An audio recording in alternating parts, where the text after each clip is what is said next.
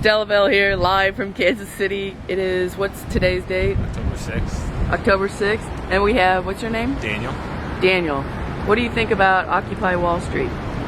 I think it's an interesting movement. I think it's just a representation of the unrest, especially in the younger generation. I feel it to some extent. I don't really agree with the solutions that the Occupy Wall Street is offering. I think if you tax the rich, you're just going to end up with a smaller rich at the top. So, but I do agree that there is something that needs to be done. I personally believe that Jesus is the answer, and but yeah, I'm okay with unrest because I think out of conflict you get growth.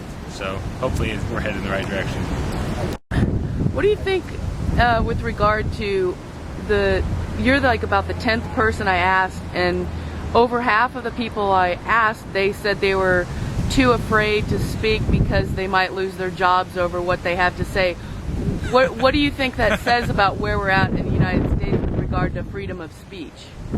Yeah, I think it's a shame we've all gotten cornered into our own lives, and it's about my iPod, my microwave. I can order groceries from my home and have them delivered, and so we just don't talk to each other, and I miss the old corner salon days, even though they were before my time. I think freedom of speech, I think we're all scared because we live in a land of lawsuits, and but I think ideas, we wouldn't be here where we are today without Martin Luther King pushing the envelope, and I think people need to speak out. It's not easy, but if I lose my job over this, then you can work with me, yeah, and then maybe, I'm saying, like, we can, because right now I'm just working by myself. For a lot of people say that's the best thing that ever happened to them. They lost their job, so. Yeah, I got fired from Hallmark recently, and it's the best thing that ever happened to me because it sped up my growth, and now I can see what I need to be doing. But okay, well, thank you very much. Yeah. All right. So I was asking, what's your name again? Alan. Alan. I was asking Alan what he thinks about Occupy Wall Street. I don't blame everybody that's there. I think we have been driven to that because we don't feel like we're getting the responses from our leaders that are supposed to be leading us in a direction to help our economy. And I don't know a lot about the issues of what put them there and how it's growing, but I do support it in the sense that, but I hope there's some organization to it. I don't want to just be people screaming and hollering and being mad. Right. Did you hear about there's a new constitutional amendment that's being drafted by Dylan Radigan of MSNBC? No, I didn't know that. So he's working, it's on a video, he's working on it. Yeah. To add structure to it. No, I think that's good because that's what it needs. It needs to be powerful instead of just screaming. And I think we're starting to see some of that. So hopefully that's what will happen. Okay, thank you very much. Okay, so what is your name? My name is John Pettyjohn. Okay, what do you think about Occupy Wall Street? I agree completely with these people. What they're doing is right, and what the people on Wall Street are doing is harming the entire United States and everyone in it. Okay. They're destroying our country. What do you have personally? Do you have experiences that lead you to this conclusion?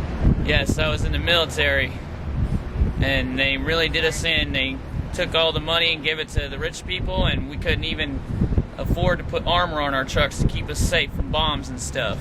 Did you get back not too long ago? I got back in 2005, so it was about 6 years ago. How are things now? They're getting better over there since we're pulling out, since we're leaving. How about the people that return? People that return are not being treated fairly.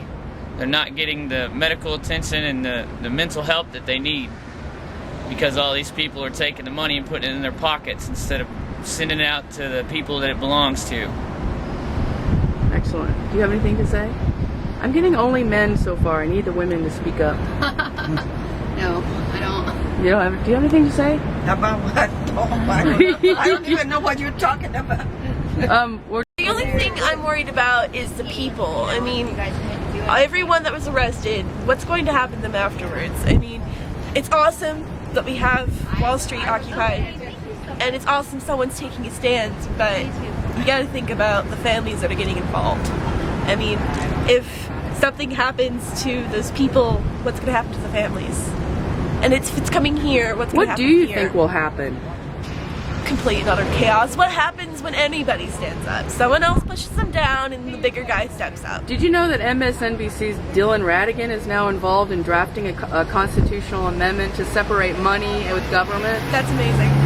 So it's been a long time in coming. Someone needs to do so. So what we're talking about now is, in the past it was separation of church and state, and what he's proposing is separation of money and state, which I think is a very good idea. It is.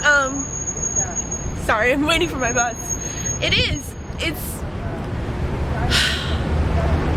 taken so long for someone to actually see what's going on that it's almost too late. Almost. You think so?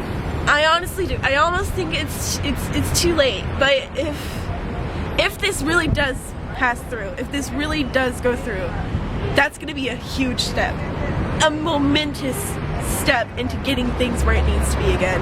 We've gone off track. We need to get back on. Cool. Thank you very much. Half the people in the city don't know what they're doing because the news won't show it on their TVs. You ask a random person on the street, they'll be like, "What? What's going on? Who?" It's really quite sad. I mean, if I was still in high school, I would totally go up to the principal and it's like, "Hey, can we do what we did in 9/11? Oh, I don't know, put a screen in the hallway so people know that their friends and relatives were getting arrested for protesting." But I don't know. There was like the whole thing about police macing the protesters who weren't doing anything but doing a safe protest. I know. What ridiculousness is that? I mean, when you can't just stand there with a sign and say, "Hey, this is what's going on," and you get maced in the face for it? Thanks, guys. Thanks for ass-ramming me. We'll hire them, but you're going to have to give us a tax break. But they don't pay taxes anyway because most of their headquarters are not even in the United States anymore. They have moved them overseas. And so they're making big bucks off of the United States, but they won't pay taxes, and they don't have to because they cannot send a watchdog committee overseas bullying people about taxes.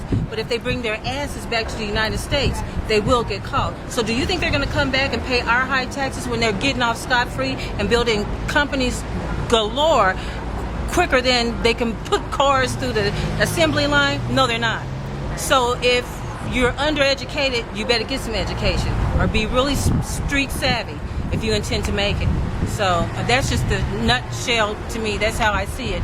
And the man that's is a talking. very good point. He's talking about the Illuminati, but he's not going to put it out there when he's letting people know that we have not been in control for a long time. 2 years ago, the Japanese came out with a commercial letting it be understood that the United States doesn't own itself anymore. We're in such great debt. And it's because we've lent so much money to other people who have not paid us back. We live on credit. Right, so now we're on credit. Exactly. That was the whole system, and now their credit system is crumbling. Exactly. And the sweat of all this is on the backs of the people.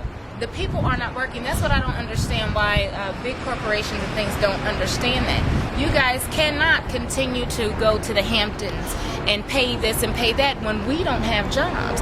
Because us working, us beating the concrete every day and going on the daily grind is what is allowing you to guys take cruises and do things like that. And they're someone holding serving back. their buffet. Right. You know, those people are, and they are holding back from providing jobs, but at the same time not providing jobs, and we're losing our homes and things like that. It's just a while before it trickles up. Enron. Before it trickles Enron up. is a, yeah, it's like we excellent- forget about Enron. Enron and Whitewater. Yes.